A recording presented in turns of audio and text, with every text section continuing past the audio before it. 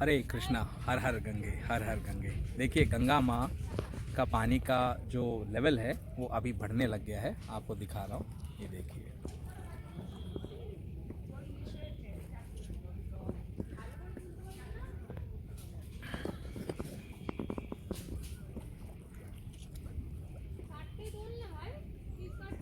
अभी मैं बैठा हूँ गंगा घाट पर। कोन नगर के पास का ये इलाका है कलकत्ते में।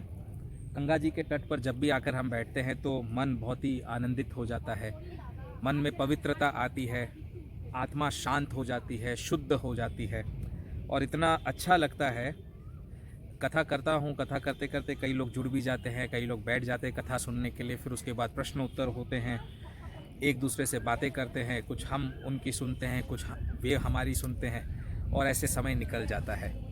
ये भी भगवान ने जो कार्य दे के रखा है ये बड़ा ही बढ़िया कार्य है। शुरू में तो मतलब बहुत तकलीफ होती थी कि अरे कैसे ये सब भगवान का धर्म का कार्य करूँगा, लेकिन अब थोड़ा आनंद आने लग गया है कि देखो शाम के अभी करीब 5:30 बज रहे हैं और गंगा जी के किनारे बैठा हुआ हूँ। अब आपको मैं आज वो अद्भुत घटना बताऊंगा जो सत्य है, ट्रू इवेंट बताऊंगा। उसे आप ध्यानपूर्वक सुनना कि आखिर हुआ क्या। अपने राम से तिबारा मिलने की तड़प जो प्रभु ने स्वयं तिरुमाला में जागृत की। प्रथम बार मनुष्य रूप में दर्शन देकर और दूसरी बार वे कपिलेश्वर महादेव मंदिर में आए मुझसे मिलने के लिए बाल रूप में मनुष्य रूप धारण कर। उस तड़प के चलते ढूंढते ढूंढते अयोध्या, काशी, विश्वनाथ, जगन्नाथपुरी सब जगह घूमते घूमते मैं फाइनली पहुंचा बैद्यनाथ धाम। यहाँ कैसी घटना घटी, क्या मिले मुझे मेरे राम। जैसे 12 महादेव गंगा घाट पर यहाँ पर इशारा हुआ, प्राकृतिक संकेत मिला कि साक्षात माँ रामायण सुनने के लिए आने वाली है। ठीक उसी प्रकार इससे ठीक 3 दिन पहले 11 मई 2024 को जब मैं बैजनाथ धाम पहुंचा, सुबह सुबह प्रभु के सुंदर अभिषेक हुए शिव जी के और दोपहर के समय वहां पर राम कथा हुई। उस समय भी दोपहर में इतनी गर्मी थी पूछिए मत। और शाम को जैसे ही मैं होटल में खाना खाकर निकलने वाला था, प्रभु के दर्शन करने के लिए तेज तड़ातड़ बरसात शुरू हो गई, कड़कती बिजली चमकने लगी और ये संकेत मिल गया कि हो न हो मेरे साक्षात ब्रह्म श्री राम, लक्ष्मण, सीता सहित बैजनाथ धाम में मुझसे मनुष्य रूप में मुलाकात करेंगे और वे आएंगे और प्रभु मुझे दर्शन अवश्य देंगे। 11 मई 2024 शाम का समय है। मुझे मंदिर में आरती के लिए पंडित जी बोले, एक लड़का मिला था वहाँ, बोला जरूर आना भैया मंदिर में आरती के लिए। बैजनाथ धाम स्टेशन के ठीक सामने एक गृहस्थ वैश्य तुच्छ से दास को प्रभु ने जितना बड़ा कार्य सौंपा था, उस कार्य को करने के लिए मुझे मेरे प्रभु से साक्षात मिलना था। मन आतुर हो रहा था, दिल धड़क रहा था। साक्षात जब मेरे राम आएंगे और मुझसे कहेंगे कि तुम्हें इस मार्ग पर चलना है, तभी तो मैं इस मार्ग पर चल पाऊंगा। बैजनाथ धाम जाने का इंतजार है मुझे अभी आरती के समय। अपने राम से मिलने का 30 वर्षों से इंतजार कर रहा हूँ। हे राम, श्री राम, जय राम। इस पूरी घटना को तो रामायण सत्संग में देखिएगा। फिलहाल ये देखिए कि 12 मई 2024 को बैजनाथ धाम की इस भीड़ में कैसे ब्रह्म के दर्शन करने के लिए चारों वेद यहाँ पर आए। कल्पांतकारी सदा सज्जनानंद दाता पुरारी आनंद संदोह मोहा परारी चिदानंद संदोह मोहा परारी सीध प्रभो मन्मथारी सीध प्रसीद प्रभो मन्मथारी। ओ आज गली गली आज सजाएंगे, आज पग पग पलक बिछाएंगे, आज सूखे हुए पेड़ फल जाएंगे। नैना भीगे भीगे जाए, कैसे खुशी छुपाए राम आएंगे। कुछ समझ न पाए कहाँ फूल बिछाए राम आएंगे। नैना भीगे भीगे जाए, कैसे खुशी छुपाए राम आएंगे। कुछ समझ न पाए कहाँ फूल बिछाए राम आएंगे।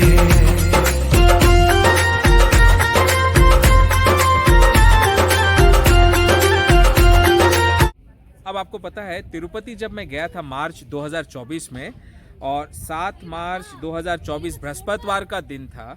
उस बृहस्पतिवार के दिन भगवान ने, हरि ने मुझसे कहा था कि तुम्हें तीर्थ स्थान का तुम्हारा प्रथम चरण है, हर तीर्थ पर जा जाकर तुम्हें राम कथा करनी है।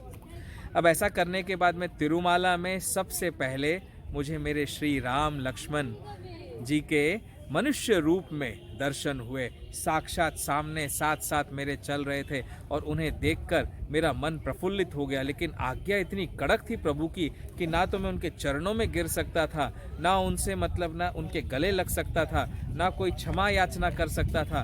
बस साथ साथ चलने की आज्ञा थी कि मैं तुम्हें तिरुपति के दर्शन कराने लाया हूँ, बालाजी के दर्शन कराने, बालाजी के दर्शन करो। वो दर्शन होने के बाद में हम कपिलेश्वर महादेव मंदिर के तीर्थ पर पहुँचे, और वहाँ पर जब राम कथा हुई होने के बाद में कैसे राम और लक्ष्मण मुझसे मनुष्य रूप में मिलने के लिए आए, और जिस समय मिलने आए तो मैं पहचान नहीं सका, क्योंकि मायापति स्वयं आए थे अपनी माया का जाल फैलाकर। तो जब मायापति आते हैं तो उस माया के आगे किसी का जोर नहीं चलता है, तो मेरा भी नहीं चला और मैं पहचान नहीं सका। और जैसे ही प्रभु वन से बाहर निकले, उनके बाहर निकलते ही एकदम से ध्यान में, अरे ये तो मेरे राम और लक्ष्मण आए थे, मैंने कैसे नहीं पहचाना। द्वार पे तो वो हनुमान जी थे जिन्होंने प्रश्न किया, मैंने कैसे नहीं पहचाना, ये तो बड़ी भूल हो गई मेरे से। प्रभु आए और प्रभु के चरणों में गिर न सका, ऐसा कैसे हो सकता है। अभी मनु शत्रुपा की कथा मैंने आपको बताई कि देखो राम जी ने जब दर्शन दिए उन्हें, तो किस प्रकार दोनों पति पत्नी राम और सीता माता के चरणों में गिर पड़े। एकदम मेरे तो साक्षात सामने राम और लक्ष्मण आ गए और मैं उन्हें जान ही नहीं सका। बड़े अपसेट माइंड के साथ में मैं वहाँ से अपने होटल लौटा, और लौटने के बाद में गहरी निद्रा आई और सो गया। सोने के समय मुझे वहाँ पर, मैंने आपको बताया, स्वप्न आया। मैं ऐसी जगह पहुँच गया जहाँ मैंने साक्षात मायापति भगवान को देखा, और देखकर मैंने प्रभु से कहा कि प्रभु आप अगर अपनी माया के साथ में आओगे और माया को ऐसे फैला दोगे तो मैं कैसे आपकी पहचान करूंगा, ये तो बड़ा दुविधा वाला कार्य हो जाता है। उस समय मैंने देखा कि मुझे हनुमान जी महाराज बैठे हुए दिखाई दिए गार्डन में एक पेड़ के नीचे चबूतरे के ऊपर, और उन्होंने कहा कि जल्द ही मैं तुम्हारी भेंट राम और लक्ष्मण से कराऊंगा, और अब की बार छल से नहीं, सीधे कराऊंगा, डायरेक्ट तुम्हें बताऊंगा कि देखो वो रहे राम और लक्ष्मण, और जाओ तुम उनसे मुलाकात कर लो और तुम मिल लोगे। और उसके बाद काफ़ी सारी घटनाएं ऐसी घटी जिससे पता चला कि भगवान जब अगर मनुष्य रूप में हमारे पास आते, वो सारे रूप बदल सकते हैं। I mean, he can come in the form of a poor beggar, he can come in the form of a leprosy person, he can come in any form. वो अपना सब कुछ बदल सकते हैं, but one thing that he cannot change is his feet. और सारे साधु संत कहते हैं कि जब भगवान आपके सामने आ जाए किसी भी रूप में, आप उनके चरणों को देखिए। आप चरण को देखोगे तो आपको यकायक अपने आप ही पता चल जाएगा कि वे भगवान हैं, साक्षात सामने आपके। देखकर आपका अंतर मन आत्मा पहचान जाएगी उसको, वो श्री चरणों को पहचान जाएगी। तो ऐसे सोचते हुए और ऐसे तीर्थ करते हुए जगन्नाथपुरी जी का तीर्थ हुआ, अयोध्या का हुआ, प्रयागराज में हुआ, काशी विश्वनाथ हम जाके आए। उसके बाद में जब कलकत्ता आए तो यहाँ से आज्ञा हुई कि बैजनाथ धाम जाना है, तो बैजनाथ धाम भी चले गए। 10 मई 2024 का दिन था जब हम बैजनाथ धाम पहुँचे, और बैजनाथ धाम पहुँचने के बाद में 11 मई को सुबह को पंडित जी ने कहा था कि वे बैजनाथ धाम में शिव जी का अभिषेक करवा देंगे अच्छी तरह से हमारे हाथों से। और मैंने ये भी निर्णय ले लिया कि बैजनाथ धाम में ही कोई स्थान देखकर मंदिर में, वहीं पर राम कथा भी हम 11 मई को अभिषेक होने के बाद कर लेंगे। अब बैजनाथ धाम में 2 दिनों के अंदर जो उलट पुलट हुआ और जो घटना घटी, उसे आप ध्यानपूर्वक सुनिए, क्योंकि जब आप सुनोगे, समझोगे एक एक बात को, तब आपको समझ में आएगा कि प्रभु जो है वो ऊपर या इधर उधर कहीं नहीं है, वो यहीं है, इसी संसार में है। केवल देखने की आंखें चाहिए, और अगर पहचान गए तो प्रभु आपको पा लेंगे, और नहीं पहचान पाए तो और कई वर्षों तक इंतज़ार करते रहो अपने भगवान से मिलने का, उनसे साक्षात्कार करने का। तो इसी प्रकार हुआ। यूँ 11 मई 2024 को बैजनाथ धाम हम पहुँचे, और बैजनाथ धाम पहुँचने के बाद में दोपहर में 12 बजे पंडित जी ने मुझे वहाँ बुलाया था कि वे बैजनाथ धाम जो है वो शिव जी का ज्योतिर्लिंग है। 12 ज्योतिर्लिंगों में एक ज्योतिर्लिंग है शिव जी का। और 12 ज्योतिर्लिंगों में ये सबसे बड़ा ज्योतिर्लिंग क्यों माना जाता है? क्योंकि ये एक ही ज्योतिर्लिंग है जिस ज्योतिर्लिंग के शिव जी के साथ में साक्षात माँ सती शक्ति रूप में वहां पर विराजमान है। बाकी किसी भी ज्योतिर्लिंग में नहीं है माँ का शक्तिपीठ, लेकिन ये एक ही ज्योतिर्लिंग है बैजनाथ धाम में, जो शिव जी का मंदिर यहाँ, शिवलिंग यहाँ और माँ का मंदिर सामने। और बैजनाथ धाम की जो कथा है वो मैंने आपको रामायण सत्संग में बता दी थी, तो उस पर अभी मैं डिस्कशन नहीं करूँगा। फिलहाल जो इवेंट्स हुए वो मैं आपको स्टेप बाय स्टेप बताऊंगा क्या क्या हुआ। तो 12 से 2 बजे के करीब हमने अभिषेक किया, और अभिषेक करने के बाद में मैंने पंडित जी से पूछा कि पंडित जी, राम कथा करने की आज्ञा है मंदिर के प्रांगण में, तो कोई स्थान बता दो जहां पर मैं राम कथा कर सकूं। अब इसके आगे क्या हुआ बताने से पहले उस दिन सुबह सुबह क्या हुआ वो बताता हूं। उस दिन सुबह सुबह स्वप्न में 3:30 बजे के करीब मैंने भगवान श्री राम के दर्शन किए। कैसे?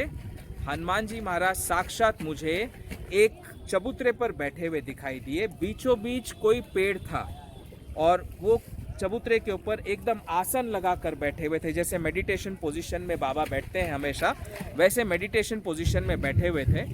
मैं उनके पास गया और बाबा ने कहा, देखो मैंने तिरुपति में तिरुमाला में तुमसे प्रॉमिस किया था कि तुम्हें मैं तुम्हारे राम से मिलवाऊंगा। अब समय आ गया है, जाओ जाकर राम से मिल लो। ये स्वप्न की बात।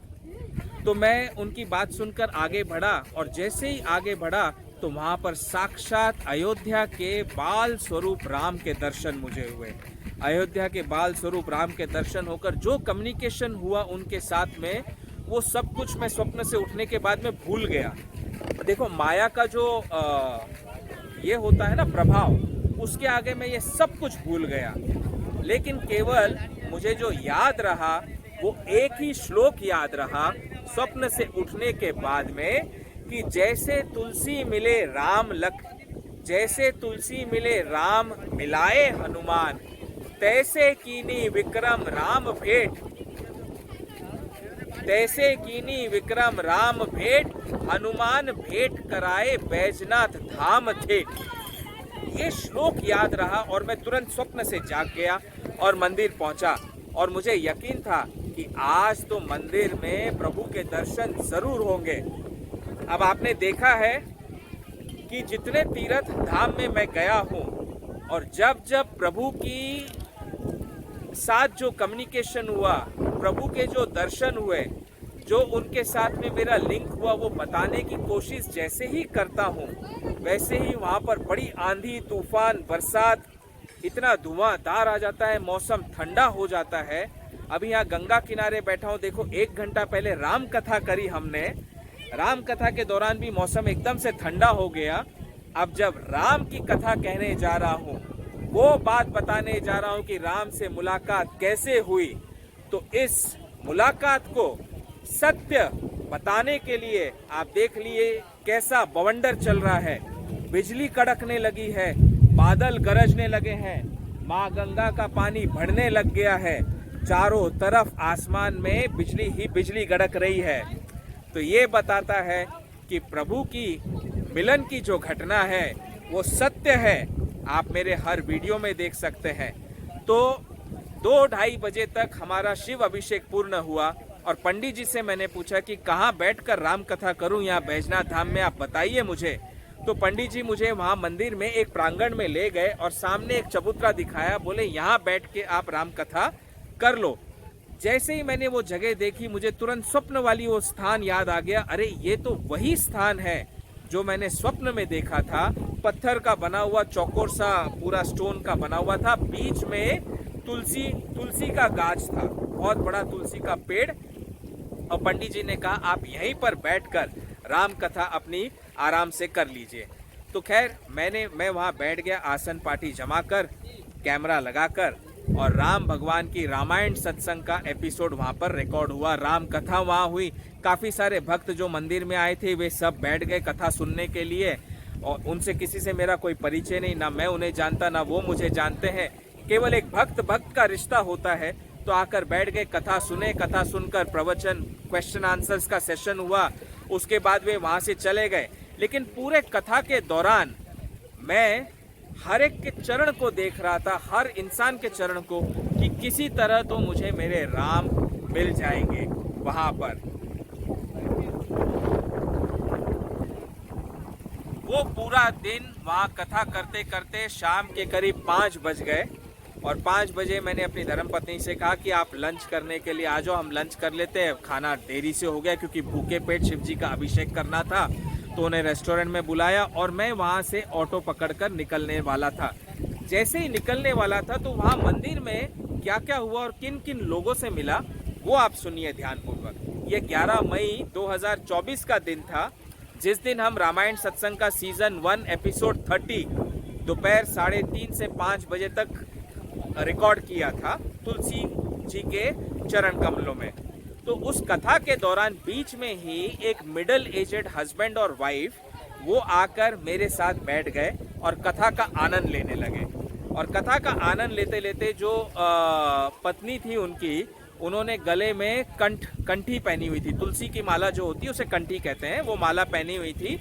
और माला पहने पहने उन्होंने मुझसे काफ़ी प्रश्न किए कि आप ये सब काम के लिए कैसे समय निकाल लेते हैं, आपका नित्य कर्म भी है, भगवान ने आपको ये आदेश दिया है करने के लिए, आप बहुत अच्छा कर्म कर रहे हैं। काफ़ी सारे प्रश्न किए उन्होंने मुझसे मेरा रियल नाम भी पूछा, लेकिन मैंने कहा कि प्रभु की आज्ञा नहीं है तो आपको मुझे जानना है तो कौस्तुभ मणि के नाम से ही जानिए। मेरे कार्य की प्रशंसा भी उन्होंने खूब की और कहा कि आप बहुत अच्छा काम कर रहे हैं। आज के ज़माने में जब लोग इंस्टा पे, फेसबुक पे, ट्विटर पे उल्टी सीधी उल जुलुल हरकतें कर करके वीडियो डाल रहे हैं, ऐसे समय में आप धर्म का कार्य कर रहे हैं, धर्म की बातें बता रहे हैं, जीवन कैसे जीना है वो बता रहे हैं, तो बहुत अच्छा बात बता रहे हैं। उसी बीच एक डिस्लेक्सिक लड़का भी मेरे पास में आया अपने दोस्त के साथ में। वो डिस्लेक्सिक लड़का जब आया, आकर मुझसे मिला और राम कथा सुनने लगा, मैंने उसके भी चरणों को देखा, थोड़ी सी वाइब आई मुझे, और वाइब आकर मुझे लगा कि शायद ये मेरे राम लक्ष्मण इस रूप में आए होंगे, क्योंकि राम तो किसी भी रूप में आ सकते हैं। तो उस रूप में मैं उस लड़के को देखने लगा, लेकिन उसमें भी वो वाली बात नहीं थी जो राम में होती है। जब राम आते हैं तो एक अलग ही अनुभव होता है, अलग ही एक्सपीरियंस होता है। जैसे ही मैं मंदिर से बाहर निकला तो जो लड़का था डिस्लेक्सिक, वो पीछे पीछे भाग भाग कर आया और आकर उसने मुझसे कहा, भैया आज आप शाम की आरती में ज़रूर से आना, मैं आपका इंतज़ार करूँगा। अब उसकी ये वाणी जो है ना, ये वाणी मुझे ऐसी लगी कि जैसे साक्षात राम खड़े होकर कह रहे हो कि शाम को आरती में आना है शिव जी की, मैं तुम्हारा इंतज़ार करूँगा, तुमसे मिलने के लिए आऊँगा, तो ज़रूर आना। तो मैंने उसे कमिटमेंट कर दिया कि हाँ, मैं तुमसे मिलने के लिए ज़रूर आऊँगा शाम की आरती में तुमसे मिलने के लिए। क्योंकि जगन्नाथपुरी में भी बाबा ने मुझसे आज्ञा दी थी कि आना है, जो बूढ़े बाबा आए थे, लेकिन मैं गया नहीं क्योंकि शरीर थक गया था। तो अब की बार मैं वो अपॉर्चुनिटी मिस नहीं करना चाहता था। माफ़ करिएगा, कैमरा बहुत हिल रहा है क्योंकि हवा का तेज बहाव बहुत बढ़ गया है, बिजली बहुत कड़क रही है और माँ गंगा की लहरों को भी आप देख सकते हैं कैसे बहे जा रही है, और ऊपर पानी का जो वेव्स है वो उड़ उड़ कर मुझ तक भी उछल उछल कर आ रहा है। जय हो गंगे माँ। ये माँ गंगा का जल उड़कर मेरे ऊपर आ गया अपने आप। माँ गंगा का आशीर्वाद है, देखो कैसे मुझ तक माँ गंगा पहुंच गई। मैं कैमरे को पकड़कर ही बात कर रहा हूँ। तो मैं ये शाम की आरती मिस नहीं करना चाहता था, इसलिए मैं तुरंत जल्दी मैंने ऑटो पकड़ी और ऑटो पकड़ के वाइफ को कहा कि आप अपने रेस्टोरेंट में आ जाओ, वहाँ हम खाना खाएंगे। ऑटो पकड़कर जैसे ही हमारी ऑटो मंदिर से कुछ ही दूर पर पहुँची तो ऑटो वाले ने एक दूसरे कस्टमर को देखा, और एक दूसरे कस्टमर को देखने के बाद में 2 मिनट का समय दीजिए, मैं थोड़ा सा एडजस्ट कर लेता हूँ। बारिश शुरू हो गई है हल्की हल्की, तो कथा को जल्दी जितनी कोशिश हो सकती है बताने की कोशिश करूंगा। यदि अधूरी रह गई तो आगे फिर कहीं और जाकर बाकी की कहेंगे, लेकिन प्रभु जितना कहना चाहेंगे उतना मैं आपको ज़रूर सुनाऊंगा। तो मैंने अपनी वाइफ को बुलाया और ऑटो जैसे ही थोड़ी दूर निकली तो उस ऑटो में एक और व्यक्ति को उस ऑटो वाले ने कहा कि भैया आ जाओ, बैजनाथ धाम स्टेशन की तरफ जा रहे हैं, मैं आपको वहाँ छोड़ दूँगा। तो लड़का हमारे ऑटो में बैठा, और लड़का जब ऑटो में बैठकर उससे बातें होने लगी। मैंने पूछा आप कहाँ जा रहे हो, तो बोले मैं ज्योतिर्लिंग के दर्शन करने के लिए गया था। ज्योतिर्लिंग के, और ज्योतिर्लिंग के दर्शन करते करते अभी मैं जा रहा हूँ बाहर दूसरी तरफ। तो वो लड़के से भी जितनी बार मेरी बातें हुई, वो बहुत ही स्पिरिचुअली स्ट्रांग पर्सन था, भगवान की खूब भक्ति करता था, कीर्तन करता था, जाप करता था, उससे कनेक्शन हुआ। लेकिन उसमें भी मुझे राम जैसी वाली फीलिंग जो है ना वो नहीं आई। हाँ, ये है अलग कि हर एक में राम देखता हूँ तो राम दिखाई दे जाते हैं, और हर इंसान में प्रभु को ही देखने की कोशिश करता हूँ। लेकिन मैं तो ढूंढ रहा था कि मेरे राम मुझे कैसे मिलेंगे, कहाँ मिलेंगे, कब मिलेंगे।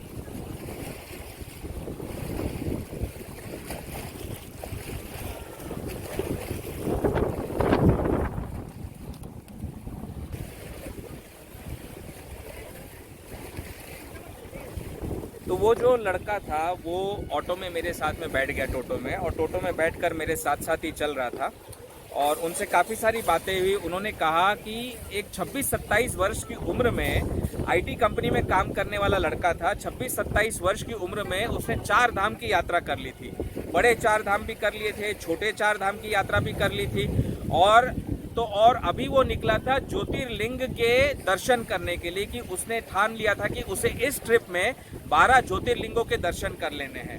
लेकिन उसका बैजनाथ धाम आने का अभी इस समय कोई प्लानिंग नहीं थी। उसने सोचा था कि अगली छुट्टी में वो बैजनाथ धाम आकर दर्शन कर लेगा, बट वो कह रहा था कि मैं तो जा रहा था काशी विश्वनाथ के दर्शन करने के लिए, और काशी विश्वनाथ के दर्शन करने के लिए जैसे ही मैं निकलने वाला था तो उस दिन उसे ऐसा एक विजन, ऐसा एक स्वप्न आया कि जिसमें उसे भगवान ने आज्ञा दी कि नहीं, तुम अभी पहले बैजनाथ धाम जाओ और बैजनाथ धाम जाके शिव जी के ज्योतिर्लिंग के दर्शन करो। अब इस लड़के ने मुझसे कहा कि भैया मेरे सामने प्रॉब्लम ऐसी थी कि छुट्टियां बॉस ने ज़्यादा दे नहीं रखी थी, तो मैंने मेरे बॉस से पूछा कि बॉस 2 दिन की छुट्टी आप मुझे और दे देंगे क्या।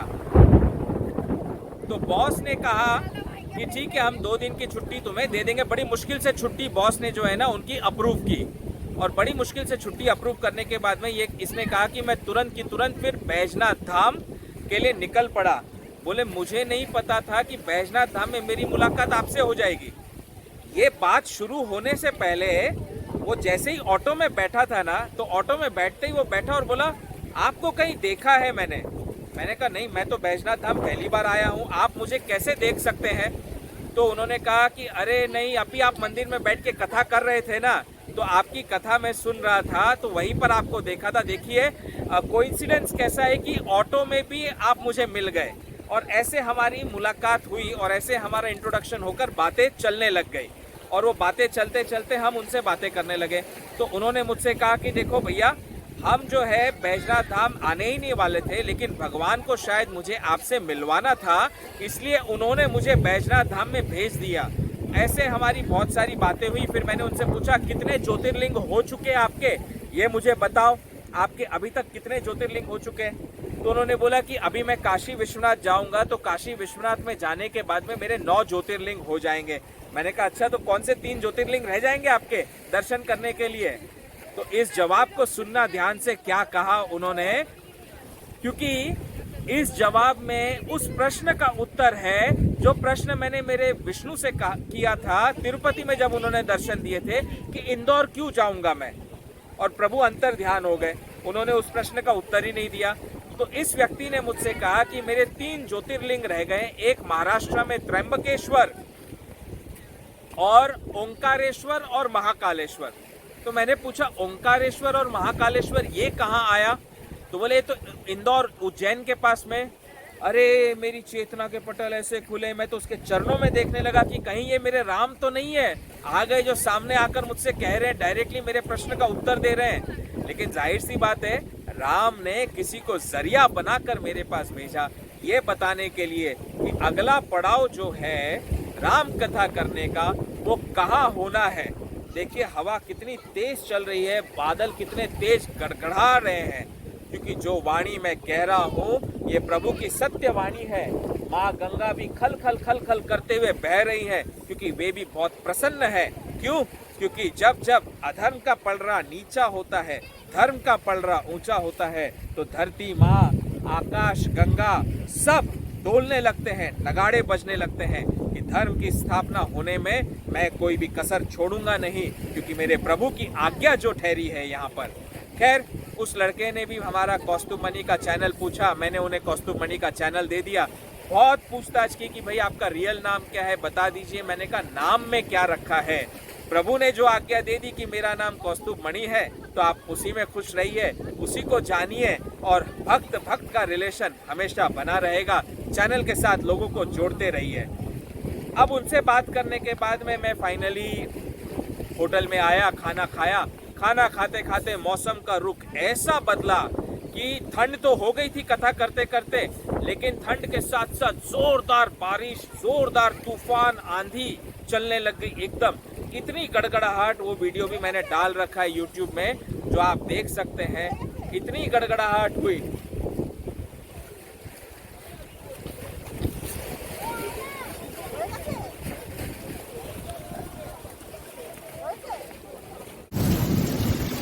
मई 2024 शाम का समय है।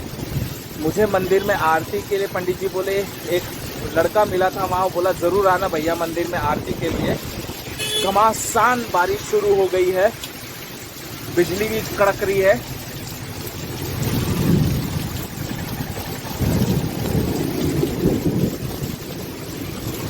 गर्मी का महीना है, यहाँ भी इतनी जोरदार आंधी के साथ बरसात चल रही है, पूछिए नहीं। दोपहर तक तो एकदम धूप थी। जब कथा करने बैठा, राम कथा करने बैजनाथ धाम में, उस समय ठंडक शुरू हो गई। अभी शाम के 6 बज रहे हैं।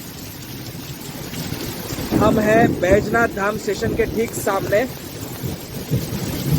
एक गृहस्थ वैश्य तुच्छ से दास को प्रभु ने जितना बड़ा कार्य सौंपा था, उस कार्य को करने के लिए मुझे मेरे प्रभु से साक्षात मिलना था।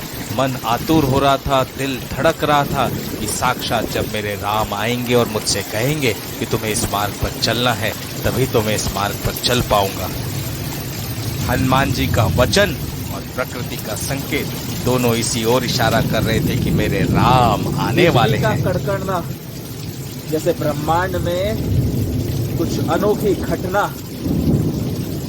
घटने का संकेत दे रही हो, संकेत दे रही हो कि मेरे राम आ रहे हैं, बैजनाथ धाम में आ रहे हैं मुझसे मिलने के लिए। ये उन्हीं का संकेत, उन्हीं की दुंदुभी, उन्हीं के लिए गड़गड़ाहट। बस बैजनाथ धाम जाने का इंतजार है मुझे अभी आरती के समय। अपने राम से मिलने का 30 वर्षों से इंतजार कर रहा हूं। हे राम, श्री राम, जय राम। इतनी गड़गड़ाहट बरसात की हुई, बारिश होने लगी, जैसे अब यहाँ पर मौसम हो गया है जब मैं कथा करने बैठा हूँ, और बरसात भी जोरदार हो गई है। तो अभी तो फिलहाल मुझे यहाँ पर स्टॉप करना पड़ेगा और कहीं शेल्टर लेनी पड़ेगी। आगे कथा क्या हुई, कैसे मैं मेरे राम को ढूंढने के लिए उत्सुक हुआ और कैसे राम को मैं ढूंढता रहा 2 दिनों तक, ये पूरी कथा मैं आपको बताऊंगा एक छोटे से ब्रेक के बाद में। ध्यानपूर्वक मेरे साथ बने रहिए।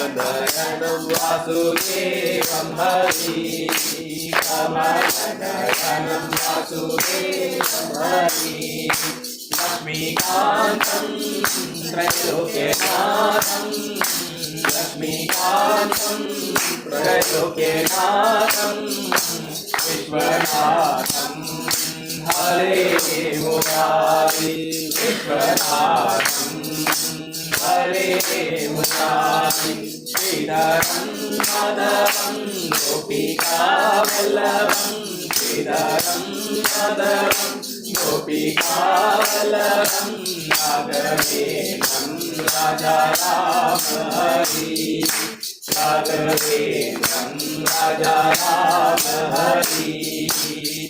अब तक तो आप जान चुके हैं कि 14 मई 2024 को जिस घाट पर बैठकर मैं आपको बैजनाथ धाम की घटना का विवरण सुना रहा हूँ। ये कोन नगर कलकत्ते का 12 महादेव का गंगा घाट है, जिसके ठीक सामने राजराजेश्वरी माँ का मंदिर है।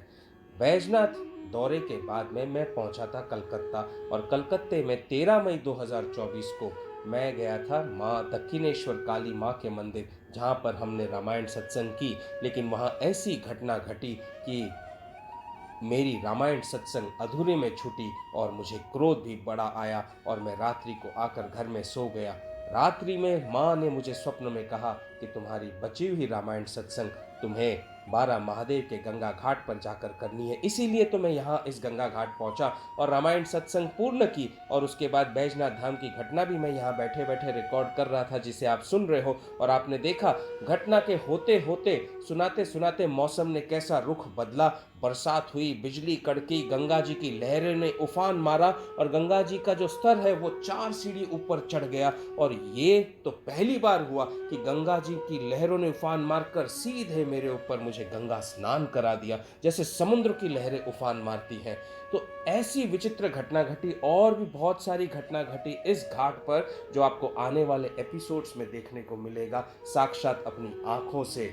अभी तो बैजनाथ धाम की घटना को सुनिए, सत्य घटना को, कि क्या मुझे मेरे राम वहां पर मिले, क्या साक्षात ब्रह्म मनुष्य का रूप धारण कर राम जी, लक्ष्मण जी और सीता सहित बैजनाथ धाम में आए कौस्तुभ मणि से मिलने के लिए, और क्या वार्तालाप हुई मेरे और मेरे राम के बीच। तो लंच के बाद बरसात इतनी तेज़ होने लगी, उस बरसात को देखकर मुझे ऐसे लगा कि जैसे साक्षात गड़गड़ाहट जो बिजलियों की हो रही है, तो शायद मेरे राम मुझे पुकार रहे हैं, शायद मेरे राम आज आरती में आएंगे। शिव जी की आरती, महाआरती जब होगी बैजनाथ धाम में, उस समय मेरे राम आकर मुझे दर्शन देंगे। मैंने अपनी धर्मपत्नी को होटल में छोड़कर मैं तुरंत की तुरंत ऑटो पकड़कर भागा प्रभु के धाम में दर्शन करने के लिए, प्रभु की आरती में रहने के लिए।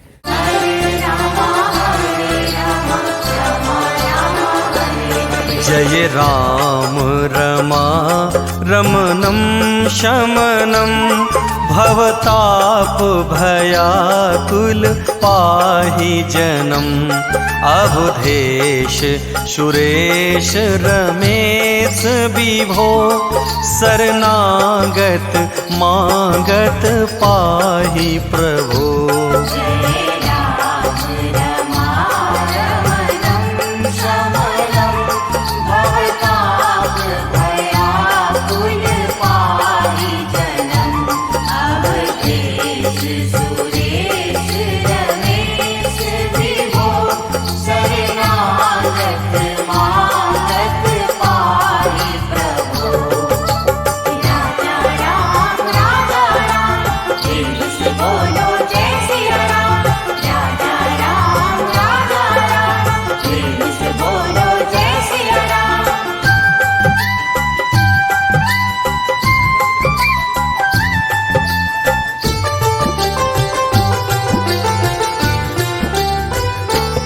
दस शीस विनाशन 20 भुजा कृत दूरी महामही भूरि रुजा रजनी चर वृंद पतंग रहे सर पावक तेज प्रचंड दहे।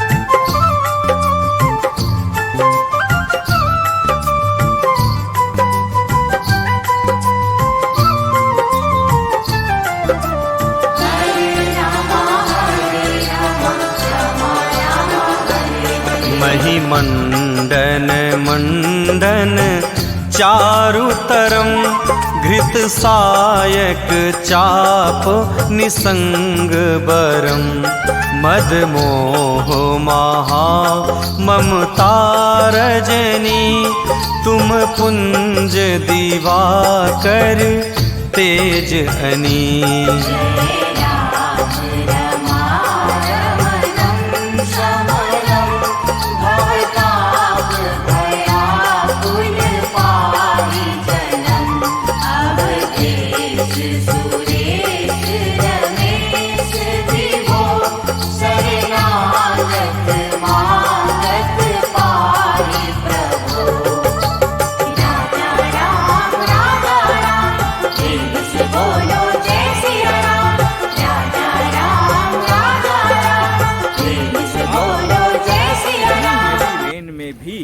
मैं ऑटो पकड़कर मंदिर पहुंचा।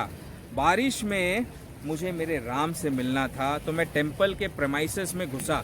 तो क्या हुआ, जैसे ही टोटो वाले ने मुझे थोड़ा सा मंदिर से दूरी पर छोड़ा, वहाँ से उतरकर बरसात तो हो रही थी तेज घमासान, और बरसात इतनी तेजी हो रही थी, हवा चल रही थी, तो ध्यान नहीं रहा और मैं तुरंत मंदिर के अंदर, मंदिर का जो प्रांगण होता है, मेन मंदिर के अंदर नहीं लेकिन मंदिर का जो प्रांगण है पूरा, उस प्रांगण के अंदर आधे रास्ते तक आ गया। जैसे ही आधे रास्ते तक पहुंचा तो वैसे ही पीछे से एक साथ एक व्यक्ति ने नहीं, एक पंडे ने नहीं, करीब करीब 10 से 15 पंडों ने जोर से आवाज लगाई, ओ ओ ओ करके। मैं समझा किसी और को आवाज लगा रहे होंगे, भाई मंदिर में तो ऐसे भी चिल्लाना चलता है, वहां पर लोग भोले बाबा की नारे भी लगाते हैं, जयकारा लगाते हैं। और उतने में 4-5 पंडों ने जोर से ओ यूट्यूबर करके ऐसे जोर से चिल्लाया। तब मैंने देखा पीछे की ओर मुड़कर तो सामने से एक महात्मा जी आए और महात्मा जी ने आके मेरे चरण की तरफ देखा, बोला बेटा चप्पल पहनकर आ गए हो अंदर, उतारो इस चप्पल को, अभी यहीं पर हाथ में लो जल्दी से और मंदिर के बाहर रख कर आओ। मैंने देखा अपने चरण पे, अरे ये क्या, मैं तो चप्पल पहनकर मंदिर के प्रांगण में आधे तक आ गया, इतनी हैवी बरसात में, और अपने राम को मिलने की जो तीव्र इच्छा थी, उस तीव्र इच्छा में मुझे मेरे शरीर का ही सुध बुध नहीं रहा कि मैंने शरीर पर क्या पहना हुआ है, क्या नहीं पहना हुआ है। मैं तो सीधे भागे जा रहा था मंदिर के अंदर राम से मिलने के लिए। लेकिन जैसे ही पंडित जी ने दिखाया तो मैंने देखा चप्पल पहनी थी, मैंने क्षमा मांगी सभी पंडों से, वहाँ पर चप्पलों को अपने हाथ में लिया, मंदिर के बाहर गया, बाहर जाकर चप्पल अपने कोने में मंदिर के बाहर उतारी और उतार कर फिर मैं अंदर की तरफ आया मंदिर में। अब आने के बाद में मंदिर में जहाँ पर शिव जी की आरती होती है, शिव जी के मंदिर में श्रृंगार होता है, वहाँ पर बैजनाथ धाम में बहुत अच्छा श्रृंगार होता है, रोज शाम को होता है और आरती भी बहुत जोरदार होती है। तो उस आरती को देखना चाहता था, उसे रिकॉर्ड भी करना चाहता था और माँ की और शिव जी की आरती में सम्मिलित भी होना चाहता था, साथ ही साथ अपने राम को भी देखना चाहता था।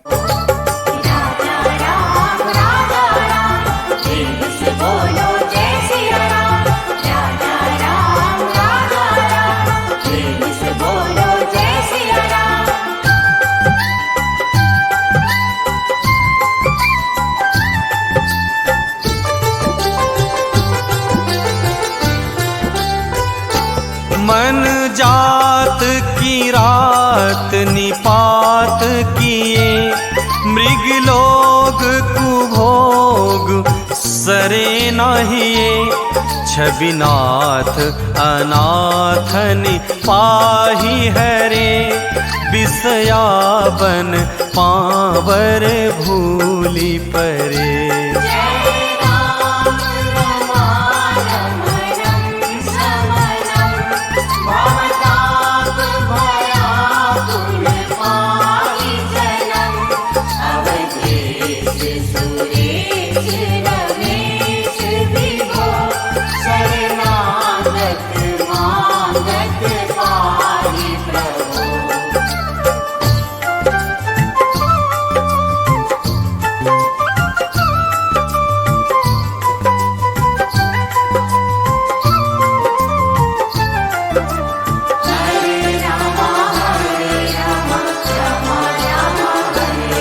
बहु रोग वियोगन ही लोग हुए, भवदंघ्रि निरादर के फले, भव सिंधु अगाध परे नरते, पद पंकज प्रेम न जे करते।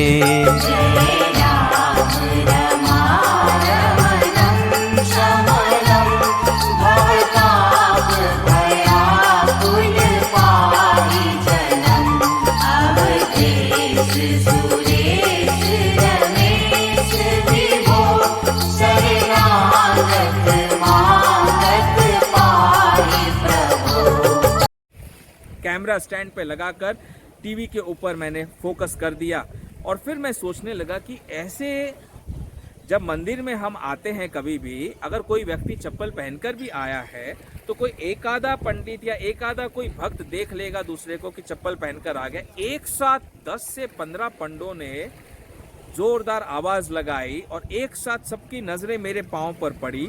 ये तो बड़ा आश्चर्य वाला सरप्राइजिंग फैक्ट है, इजंट इट? बिकॉज एक साथ 10-10, 15-15 लोगों की नजर एक ही व्यक्ति के पैर पर कैसे पड़ सकती है? तब मुझे थोड़ा सा याद आया कि प्रभु ने कहा था कि जब प्रभु दर्शन करने आएंगे, देने आएंगे मनुष्य रूप में, तब तुम्हें उनके चरणों में देखकर, चरणों से तुम्हें पहचानना है कि ये साक्षात तुम्हारे प्रभु हैं। तुम चरणों को देखोगे, पहचान जाओगे कि प्रभु है। बस इतना दिमाग में आया और मैं बैठकर वहां पर आरती रिकॉर्ड करते करते मेरी नजरें गई झुक और सबके चरणों पर ही मेरी नजरें जा रही थी, किसी और पर नजर नहीं जा रही थी, सबके चरणों पर।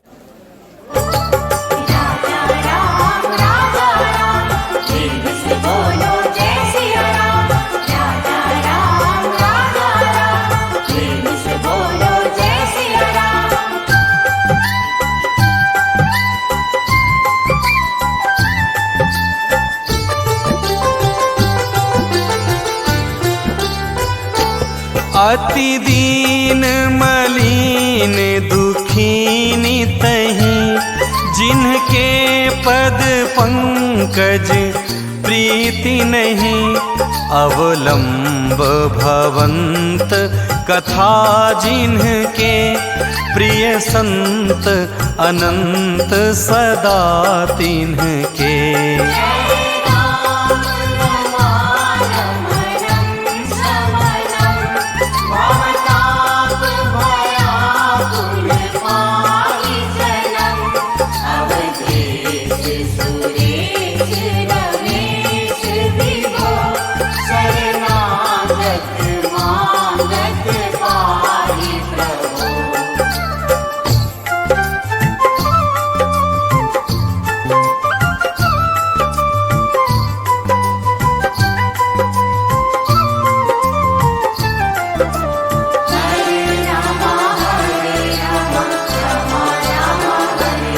नहीं राग न लोभ न मान मदा, तिन्हके सम वैभव वा विपुदा। एहि ते तव सेवक होत मुदा, मुनि त्यागत जोग भरोस सदा।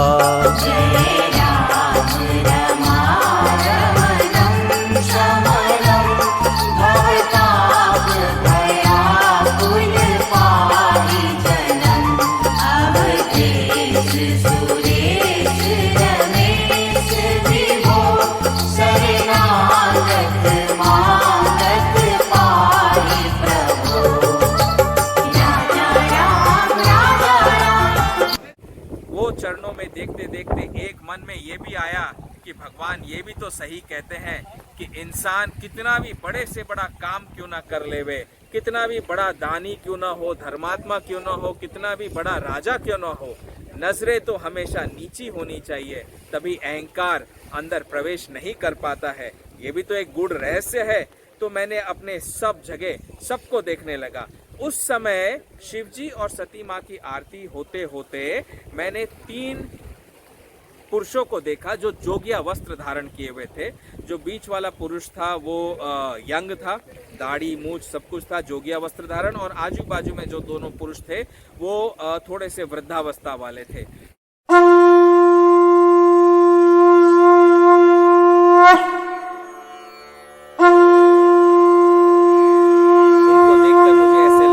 शायद राम लक्ष्मण और बीच में हनुमान जी हैं, तो शायद हनुमान जी ये लेकर आए हैं मुझे राम लक्ष्मण से मिलाने। चरणों की तरफ उनके देखने की बहुत कोशिश की मैंने, थोड़ा सा वाइब्स भी लगे पॉजिटिविटी के, लेकिन उतने स्ट्रॉन्ग वाइब नहीं आए कि ये साक्षात राम और लक्ष्मण हो सकते हैं। और कुछ देर बाद वो तीनों के तीनों वहाँ से चले गए। उनके जाने के तुरंत बाद शिव जी की आरती का मंत्रोच्चारण चल रहा था। आरती से पूर्व जो मंत्रोच्चारण चलता है वो मंत्रोच्चारण चल रहा था, और मेरे दाएं साइड में पीछे एक व्यक्ति एक बूढ़े आदमी के साथ में खड़ा था। वो व्यक्ति उस बूढ़े आदमी के साथ में वहाँ खड़े होकर भगवान शिव का रुद्राष्टकम पढ़ना चालू कर दिया उसने। रुद्राष्टकम कौन सा है? नमामि शमीशान निर्वाण रूपम विभुम व्यापकम ब्रह्म वेद स्वरूपम। ये रुद्राष्टकम जैसे ही मेरे कानों में पड़ा तो मैंने पीछे मुड़कर देखा तो बड़े लय से, बड़ी भक्ति भावना से वो रुद्राष्टकम गा रहा था। आप देखिए अभी वीडियो में मैं आपको वो एक क्लिप दिखाता हूँ, और मेरे पहले वाले वीडियो में भी है, कितनी भावना से वो रुद्राष्टकम गा रहा है।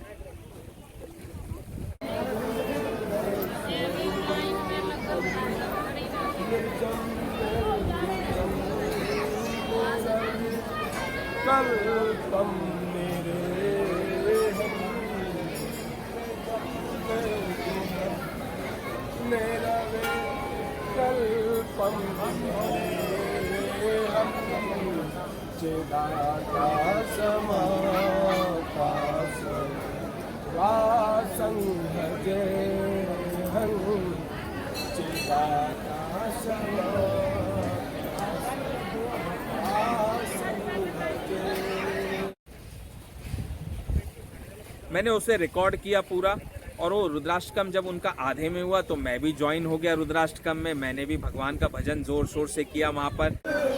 कंठम दयालुम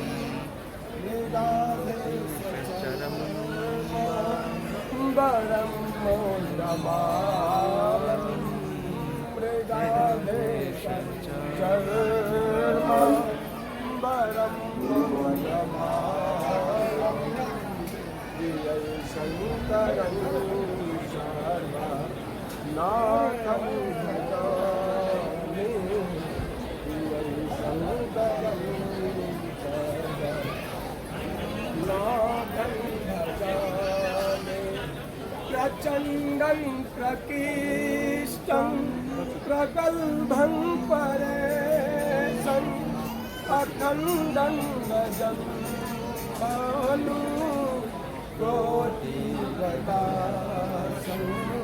त्रयःशूलनिर्मूलपाणि त्रयःशूलनिर्मूलपाणि भजेऽहं भवानी पतिभावगम्यं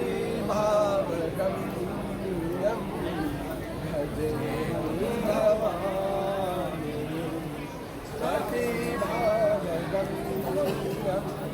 कलातीत कल्याण कल्पान्तकारी सदा सज्जनानंद दाता पुरारी आनंद संदोह मोहा परारी चिदानंद संदोह मोहा परारी सीद प्रभु मन्मथारी सीद प्रसीद प्रभु मन्मथारी यादव उमानाथ पादारविंदे भजन्ति परेवा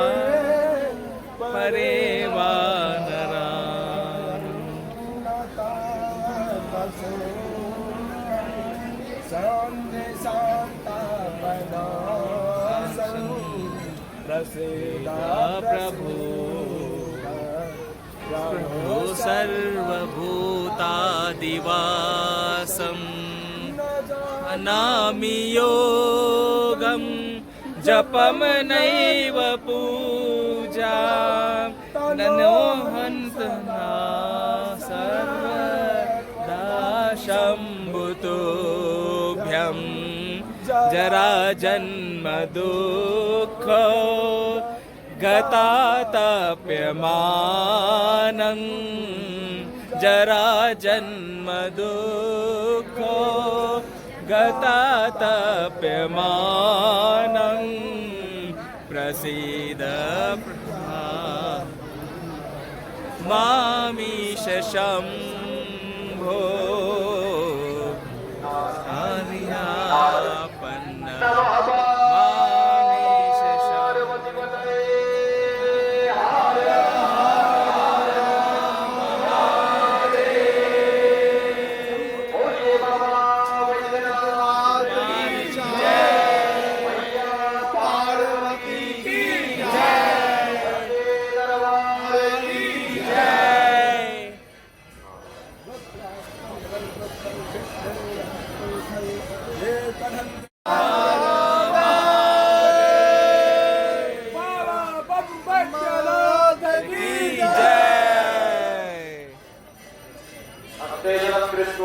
मेरा मोबाइल सेल्फी स्टैंड पे लगा हुआ था कैमरे में, और वहाँ पर मेरे लेफ्ट साइड में एक यंग कपल मुझे दिखाई दिया। यंग थे मतलब न्यूली मैरिड होंगे, बिकॉज जो लेडी थी वो प्रेग्नेंट लग रही थी। तो वो यंग कपल वहाँ पर खड़े हुए और उन्होंने मुझे सेम क्वेश्चन वापस से पूछा, आर यू अ यूट्यूबर? आप यूट्यूबर हैं क्या?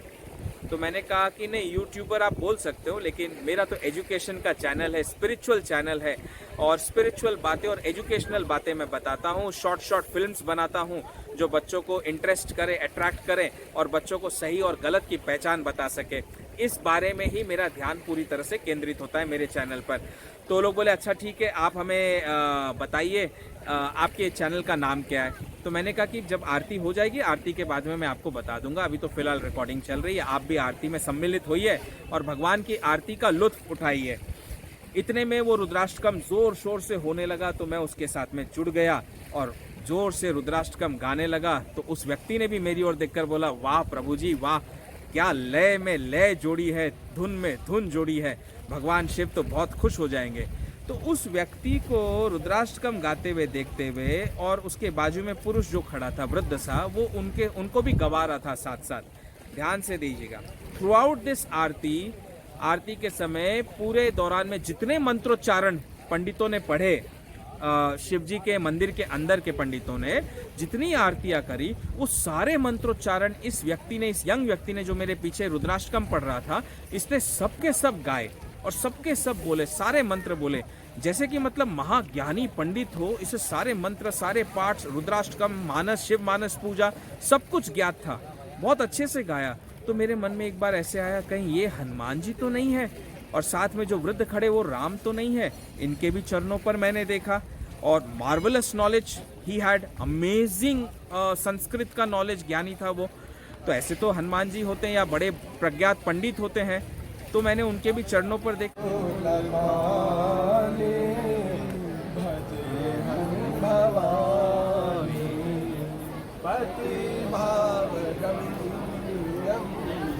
वो ड्रेस भी पुअरली ड्रेस्ड थे, समझे ना, लेकिन संस्कृत मंत्र, श्लोक, पाठ सब कुछ पता था। इस यंग मैन के लिए थोड़ा सा स्ट्रॉन्ग फीलिंग आई मुझे कि ये हनुमान जी हो सकते हैं राम के साथ, लेकिन अनफॉर्चुनेटली इसके चरणों में जैसे ही पहुंचा तो चरणों के एकदम बॉटम तक नहीं देख पाया। अब मायापति की माया ऐसी प्रबल होती है कि इन दोनों के चरणों को मैं देख ही नहीं पाया। भीड़ इतनी थी, और आरती के बाद ये दोनों के दोनों अंतर ध्यान हो गए, गायब हो गए वहाँ से। बहुत ढूंढा, लेकिन आरती के प्रसाद तक के लिए भी नहीं रुके और दोनों के दोनों अंतर ध्यान हो गए।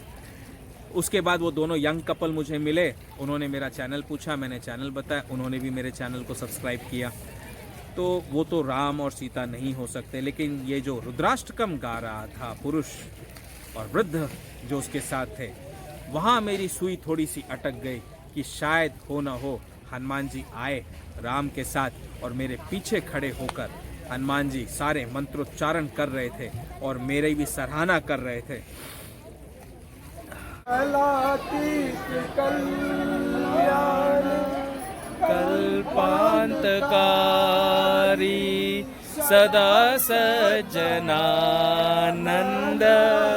दाता पुरारी जानंद संदोह मोहा परारी चिदानंद संदोह मोहा परारी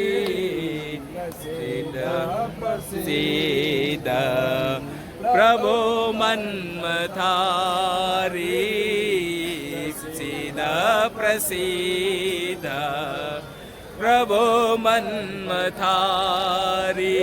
गोविंद करे गोपाल करे हे राधा रमण लोला गोविंद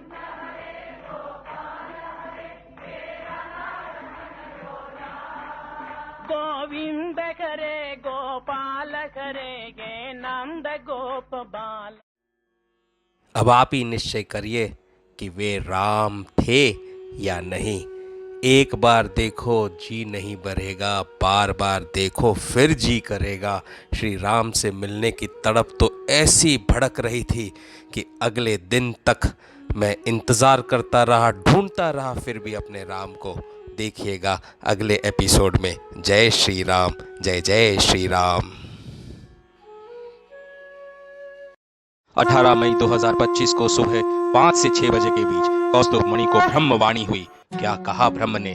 2 अक्षर का प्यारा नाम राम एक महामंत्र क्यों है? ऐसी कौन सी शक्ति है राम नाम में जो स्वयं राम भी राम नाम की शक्ति से हार गए हनुमान जी के आगे? राम नाम में ऐसा क्या है जो 84 लाख योनियों से जीवन मृत्यु के बंधन से मुक्त कर देता है, पापों को नाश कर देता है, कष्टों का हरण और दुखों का निवारण कर देता है? राम नाम में कौन सी रहस्यमयी शक्ति है? क्यों 30 वर्षों से भी ज्यादा वर्षों से राम नाम का जप करते हुए कौस्तुभ मुनि से क्या कहा ब्रह्मवाणी ने राम नाम के बारे में?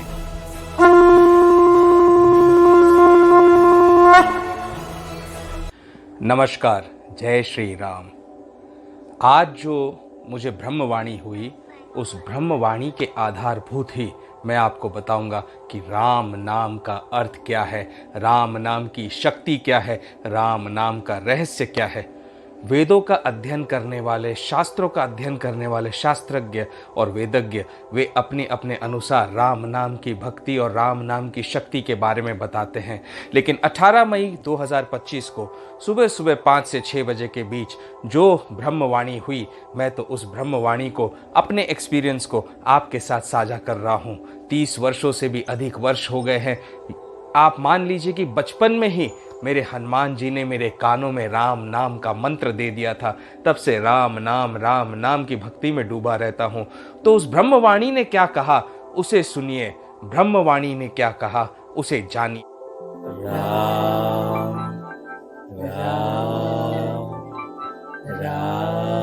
ब्रह्मवाणी का सबसे पहला सेंटेंस हुआ, राधा ही सर्वशक्ति और प्रेमा भक्ति है। ब्रह्म की अनंत अनादि शक्ति है राधा। और इस बात को मैं मानता हूँ दिल से, प्रेम से। क्यों? क्योंकि जब मैं ब्रह्म से मिलने गया था तो वहाँ पर मैंने जो शक्ति देखी, जो राधा माँ की शक्ति देखी, उस शक्ति को देखकर समझ में आ गया ब्रह्म के साथ जो शक्ति जुड़ी है इस संसार की रचना के लिए, ब्रह्मांडों के रचना के लिए, वो और कोई शक्ति नहीं, वो राधा माँ की शक्ति है।